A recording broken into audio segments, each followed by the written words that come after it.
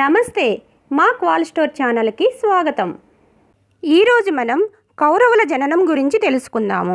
గాంధారికి ధృతరాష్ట్రుడి వల్ల 9 కొడుకులు పుడతారని వ్యాసుడు వరం ఇచ్చాడు.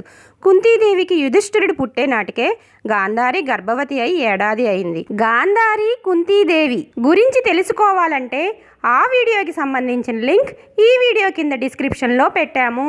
తన తోడికోడలికి 12 కొడుకు పుట్టాడని, తనకింకా సంతానం కలగలేదని గాంధారి దుఃఖపడింది. 2వ ఏడు కూడా వచ్చింది. అప్పటికీ ఆమె ప్రసవించలేదు. దుఃఖము, అసూయ ఎక్కువ కాగా గాంధారి బలవంతాన తన కడుపును పడగొట్టుకున్నది. అప్పుడు ఆమె గర్భం నుండి ఇనపగుండులా గట్టిగా ఉన్న ఒక మాంసం పిండం బయటపడింది. ఆ 2 సంవత్సరాల పిండాన్ని ఆమె పారవేయబోతుండగా వ్యాసుడు వచ్చాడు. గాంధారిని మందలించాడు. ఆ మాంసపిండాన్ని నీళ్లలో తడిపించాడు. అప్పుడు అది 100 ముక్కలయ్యింది. అంతటా వ్యాసుడు 100 కుండల నిండా నెయ్యి పోయించి 100 ముక్కలను ఆ కుండలో పెట్టించాడు. కానీ చివరకు మరొక పిండం ముక్క మిగిలింది. గాంధారి తనకు 9 కొడుకులతో పాటు ఒక కుమార్తె కూడా కావాలని కోరుకున్నది. అందుకే వ్యాస భగవానుడి మహిమ వల్ల ఆ 101వ మొక్క వచ్చింది. దానిని కూడా మరొక నేతి కుండలో పెట్టించాడు వ్యాసుడు. ఈ కుండలన్నిటినీ వ్యాసుడు చెప్పిన ప్రకారం భద్రపరిచి ఉంచారు.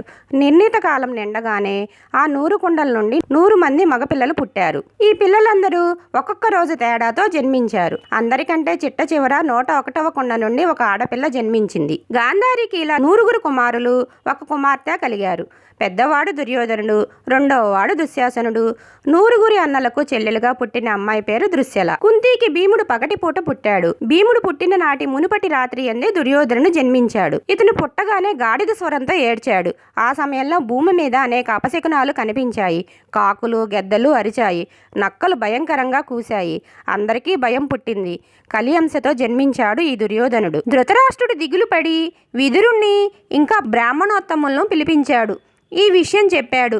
దుర్యోధనుడు తమ కులనాశకుడవుతాడని, తమ వంశాన్నే కాక క్షత్రియ కులాన్నే నాశనం చేస్తాడని వారు చెప్పారు.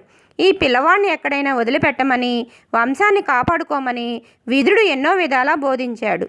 అయినా పెద్ద కొడుకుపై గల మమకారం వల్ల ధృతరాష్ట్రుడు ఆ పని చేయలేకపోయాడు. అంతేకాదు, ధృతరాష్ట్రుడు పుట్టుగుడ్డి కావడం వల్ల రాజ్యాన్ని పాలించే అర్హత ఆయనకు లేదు.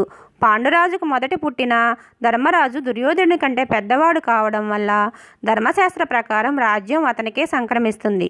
ఈ విషయం పట్ల కూడా ధృతరాష్ట్రుడు చింతపడ్డాడు. అయితే ధృతరాష్ట్రుడికి ఒక వైశ్య కన్యయందు యూష్యుడనే కుమారుడు కూడా జన్మించాడు. ఇక దృశ్యల యుక్త వయసు వచ్చిన పిదప జయద్రథుడిని పెళ్లాడింది.